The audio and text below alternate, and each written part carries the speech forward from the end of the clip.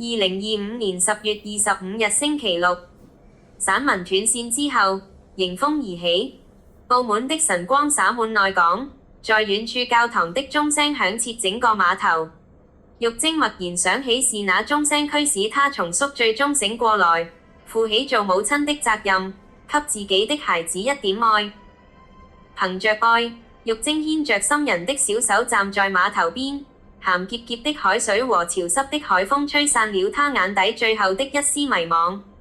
給心人新買的風箏如今靜悄悄地躺在行李箱底，與布木偶作伴，像兩道愈合的傷痕。初回澳門的日子並不太順利，心人夜半驚醒的哭嚎聲常常撕裂了夜間的寧靜。玉晶在黑暗中摟緊着她顫抖的小身子，彷彿也摟緊當年那個抱着布木偶哭泣的小女孩。有次心人打翻了一碗中藥，褐色的汁液潑灑在雲石地上，像極了他生命裏那些混亂的污跡。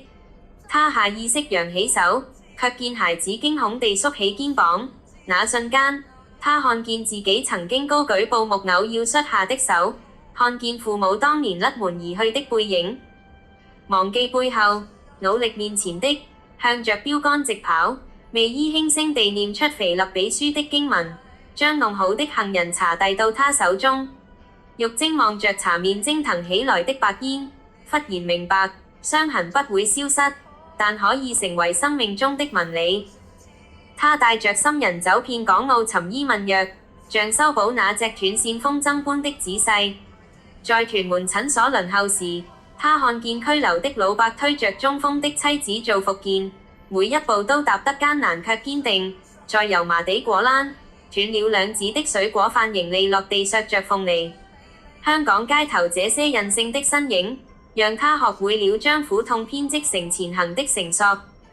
最深切的頓悟發生在某個尋常午後，心人在兒童復康中心終於拼出完整圖案，治療師激動地擁抱他。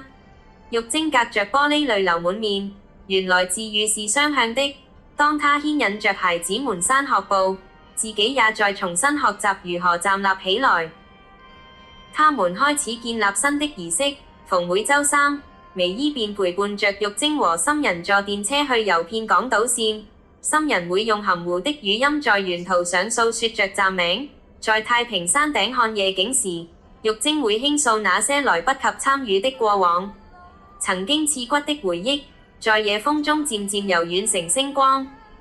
萬事都互相效力，叫愛神的人得益處。這聖經金句使他想起在5年前廟街算命，那神棍說他命大刑黑，玉晶卻微笑搖頭。如今他信的不是命數，而是每個當下的選擇。就像心人就是那斷了線的風箏一樣，在他為他作出的補償處，被他貼上了一個個閃亮貼紙，組合起來反而成了一個獨特的勳章。最動人的救贖發生在那夜裏，當心人將歪扭的棉花放進他掌心中，玉晶忽然懂得，生命中的斷裂處，恰巧就是光透進來的地方。他開始在婦女會分享經歷，那些原以為永不愈合的傷口，在訴說中化作滋養他人的沃土。暮色中的維多利亞港依舊繁忙，玉晶握緊着兒子的手，看渡輪劃開金色水紋。斷線的風箏或許墜落在某片屋檐上，但他們已學會在陸地上奔跑。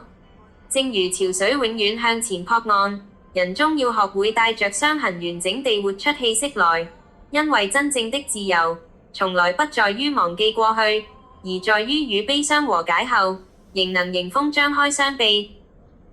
當玉晶深深地感激微姨在過去到現在，那麼多年的陪伴時，心人在聖誕燈飾下首次清晰地喚出媽媽兩個字時，玉晶在淚光中聽見，所有迷失的終將歸位，所有斷裂的皆可中續。